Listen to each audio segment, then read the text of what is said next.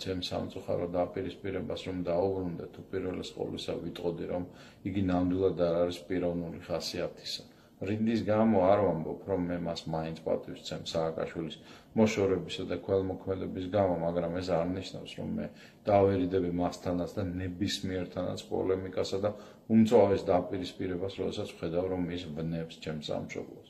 ნარკოტიკებზე უკვე ბევრი თქვი, მაგრამ მე ასევე მწვავედ გამვიცდი რომ კაცი ქვეყანას მართავს და ვერ არ იმჩნევს რომ სწორედ მისი მმართველობის პერიოდში წაილეკა ქვეყანა ირანელებით, თურქებით და აფრიკელებით. მე რამდენჯერ ვამბობ რომ ჩვენიერი ყველა ამერსა და კულტურას დიდ პატივს სცემს, მაგრამ ეს იმ პირობით თუ ისინი ჩვენ ქვეყანას არ წარლეკავენ უკონტროლო იმიგრაციით, რომელიც როგორცაც ჩანს საერთოდ არ ადარდებს ბატონ ბიძინას. პირიქით, ჩვენ ირანთანაც და თურქეთთანაც კეთილმეზობლობის სტრატეგიული საკითხები გვაქვს მოსაგვარებელი, მაგრამ იმიგრაციის გამო შექმნილი უახლესი ვითარება ძალიან გვიშლის ამაში ხელს, რადგანაც სახეზეა არა კეთილმეზობლობა ამ ორი აღორძინების გზაზე დამდგარი შიიტური და სუნიტური იმპერიის მხრიდან, არამედ შეჯიბრება მათ შორის, ვინ დაასწრებს ერთმანეთს საქართველოს დათრევას და ჩაყლაპვას, ან ერთმანეთი გაყოფას და ამ თვალსაჩინო მიმდინარე კატასტროფის ფონზე ჩვენი ხელისუფლების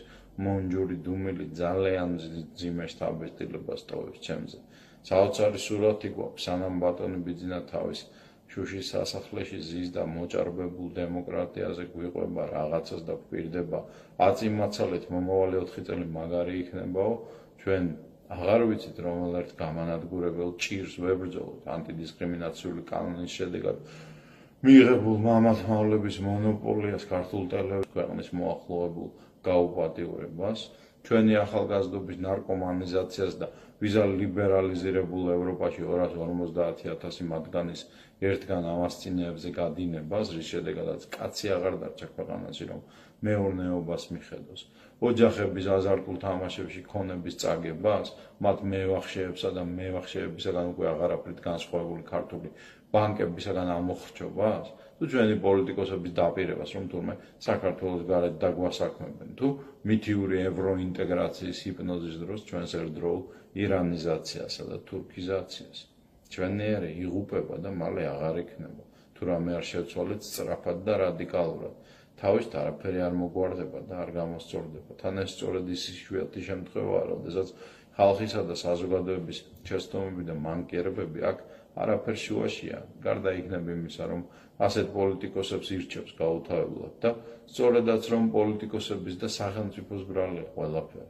ზემოთ ჩამოთვლილი საკითხების უმრავლესობა სწორედ ის შემთხვევაა, როდესაც ხალხს არაფერი არ შეუძლია და როდესაც ის სწორედ რომ სახელმწიფოს საზრუნავი და გადასაწყვეტია, ხო და თუ ჩვენი სახელმწიფოს ამჟამინდელი მმართველი რამეს რადიკალურად და სასწრაფოდ არ შეცვლის, ქართველები მალე იმ ჩვენი იმერელი ტაქსისტის მიერ გალახული ირანელის თქმის არ იყოს უმცირესობაში აღმოჩნდებით და დარჩენილი მოსახლეობა განარკომანებული, კაზინოებზე დამოკიდებული და ვალებში ჩამხრჩოლი საცოდაობა იქნება. ნაცვლად 5,2 მილიონიანი ინდუსტრიალიზირებული, განათლებული მაძღარი და უვალებო ერისა, რომელიც საზღვარმა საბჭოთა კავშირმა დაგვიტოვა, რომელსაც მე და ჩემი თანატოლები ასეთი გააფთრებით ვებრძოდით და რომლის დაშლასაც მე პირადად დღემდე არ ვნანობ, თუმცა არც შემიძლია არ ვაღიარო, რომ ის თავისით დაიშალა ჩვენი მსხვერპლის მიუხედავად, ჩვენ კი ამ 30 წლის განმავლობაში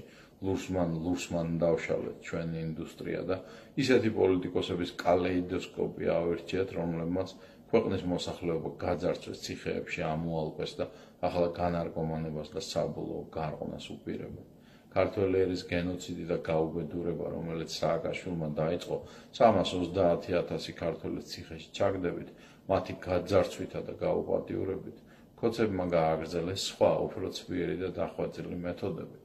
ჩვენი ხალხის შეგნებაცა და ინფორმირებულობაც ისეა დაცემული, რომ მაგალითად ბევრი მაკრიტიკებს რადგან არ იყარე კენჭი საპრეზიდენტო არჩევნებშიო, არ ესმით, რომ ჩვენ ქვეყანაში პრეზიდენტს არანაირი უფლებები არ გააჩნია და რომ ის ვერაფერს შეცვლის ზემოთ ხსენებულ პრობლემებთან მიმართებაში და რომაც თავი დავანებოთ ჩემს გულწრფელ განუხრელ არსურვილს ჩემი ქვეყნისაგან რაიმე სარგებელის მიღებისა, სკამი იქნება ეს თანამდებობა თუ ფული, ვერც მე და ეთყობა, ვერც ვერავინ ვერ აუხსნის ჩვენი მოსახლეობის გარკვეულ ნაწილს ამ უმარტივეს ჭეშმარიტებას, რომ არანაირი აზრი ჩვენს არსებულ პოლიტიკურ სისტემაში პრეზიდენტის თანამდებობის მეშვეობით ქვეყნის გადარჩენის მცდელობას არ აქვს. ადამიანები ვერ ერკვევიან და ალბათ ვერც დაადანაშაულებ მათ ამაში.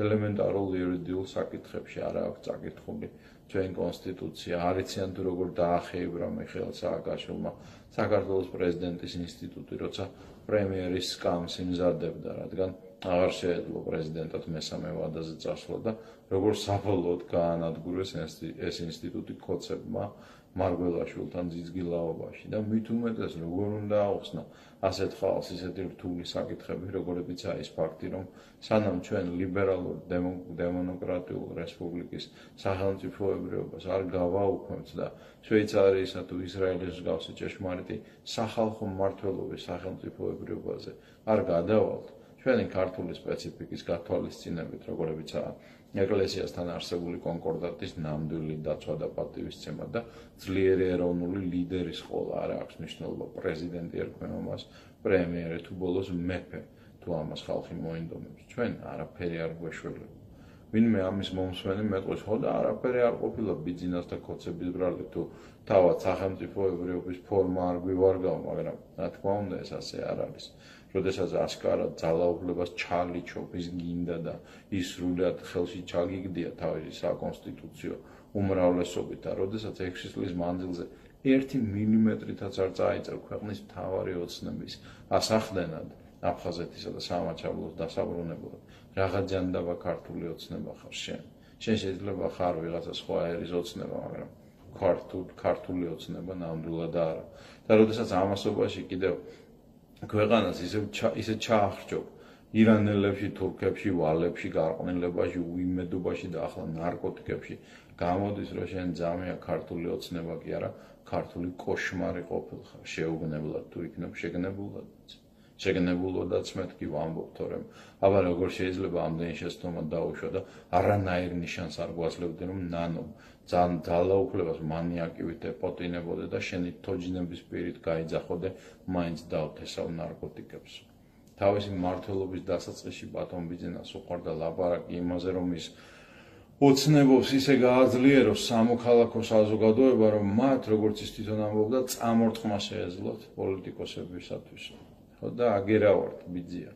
პატივისცემისა და ზრდილობის წესებს არ უღალატებთ და წამორტყმას ჯერ კიდევ არ გაკადრებთ, მაგრამ როგორც ნარკოტიკებზე გაგეცით უმკაცრესი პასუხი, დღეს იგივე შემოგთავაზებთ იმიგრაციაზე და გიჯეროდეთ, რომ საუკეთესო სურვილები ძალიან გირჩევთ კარგად დაგვიგდოთ ყური და სასტრაფოდ განახორციელოთ იმიგრაციასთან მიმართებაში, როგორც მინიმუმ აქ ჩამოთვლილი შემდეგი ქმედებები. პირველი, სასტრაფოდ გააუქმეთ ირანთან უვიზო რეჟიმი. მეორე, სასტრაფოდ გააუქმეთ ბინადრობის უფლებების გაყიდვის მავნე პრაქტიკა. მესამე, ვისაც უკვე ნაყიდი აქვს ბინადრობის უფლება, შეუცვალეთ მათ წესი, აღარ გაუგრძელოთ ის და არავითარ შემთხვევაში არ მიცეთ მათ ამის ბოლოს მოქალაქეობა.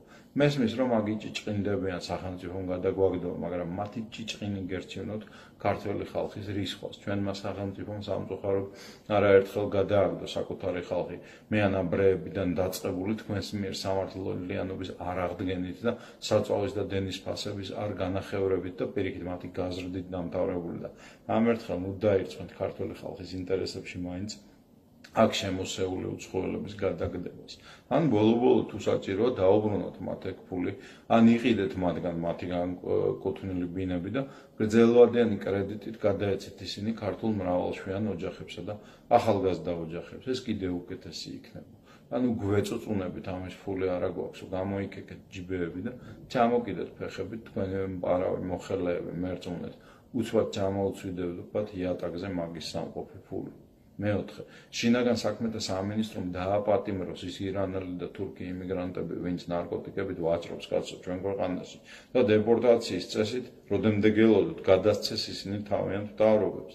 ისინი თავიანთი კანონებით თქვენზე მკაცრად დასჯიან მათ ამ ბრალდებისათვის და როდესაც ეს ტენდენციად გადაიქცევა და ნარჩენები თავისით გაიქცევიან აქედან. მეხუთე, სასტრაფოდ გააუქმეთ კაზინოები, აზარტული ონლაინ თამაშები და ტოტალიზატორები საქართველოში ყოველგვარი გამონაკლისების გარეშე, გეოგრაფიული გამონაკლისების ჩათვლით. შარშან ქართველებმა მან წააგეს 4 მილიარდი ლარი, ეს